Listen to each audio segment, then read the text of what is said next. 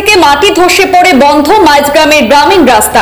শহরের সঙ্গে যোগাযোগ বিচ্ছিন্ন বৃহত্তর মাইজগ্রাম এবং শ্যামাপ্রসাদপুর এলাকার। পাহাড় থেকে মাটি কেটে বিক্রির ফলে টিলাভূমি মাটি ধসে পড়ছে বলে অভিযোগ।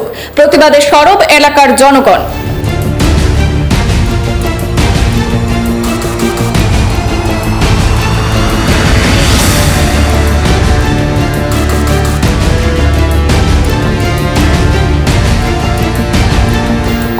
শহর লাগোয়া মাইজগ্রাম এলাকায় পাহাড় থেকে মাটি ধসে পড়ে শহরের সঙ্গে যোগাযোগ বিচ্ছিন্ন বৃহত্তর মাইজগ্রাম এবং শ্যামাপ্রসাদপুর এলাকার জনগণের।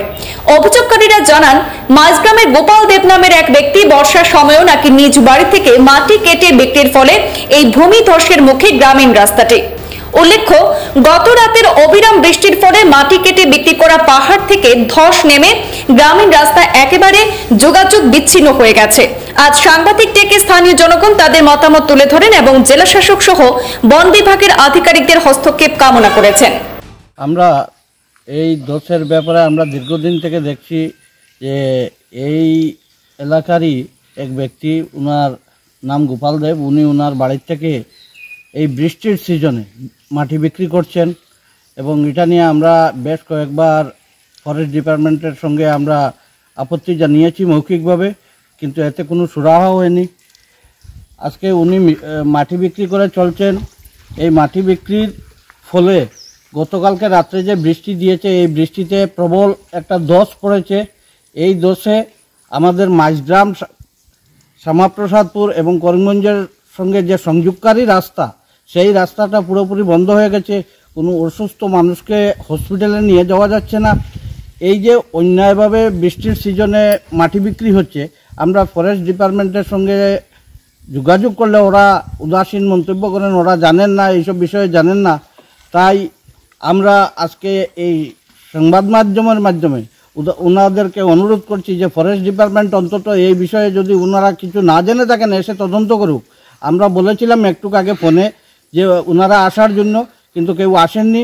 তাই আমরা আবেদন রাখছি যে জেলা প্রশাসন ও বিভাগীয় কর্মকর্তা যারা আছেন তারা এই বিষয়ে সতর্কতা অবলম্বন করে আমাদের এই বিষয়টা ইনকোয়ারি করবেন, কারণ এই রাস্তা দিয়ে মানুষ যাতায়াত করে, আরও ধস পড়ার সম্ভাবনা আছে। তো যদি কোনো মানুষ হয়তো বিপন্ন হতে পারতো এই ধসের মাধ্যমে, কোনো মানুষ রাস্তায় থাকলে হয়তো মাটি চাপা পড়তো। ভগবান রক্ষা করেছেন, রাত্রিবেলা পড়েছে, এই জল জমে গেছে, এই ডাউন জায়গাতে জল জমে গেছে এই ধসের ফলে। তো অনতিবিলম্বে আমাদেরকে এই ধসের হাত থেকে মুক্তি দেওয়ার জন্য আবেদন রাখছি। পিছনে পুরোটা মাইজগ্রাম জিপির রাস্তা, এটা সংযোগকারী রাস্তা করিমগঞ্জ শহরের সঙ্গে।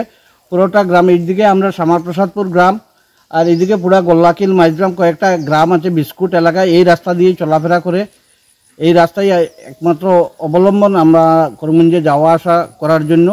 তো পুরো গ্রামগুলোই এখন অন্যদিকে ঘুরে যেতে হচ্ছে, অন্য রেলের দিকে গিয়ে এই পুলের সামনের দিকে নেমে তারপরে কষ্ট করে যেতে হচ্ছে। রুগী বা বিভিন্ন মানুষকে নিয়ে মানুষ বিপন্ন অবস্থায় আছে।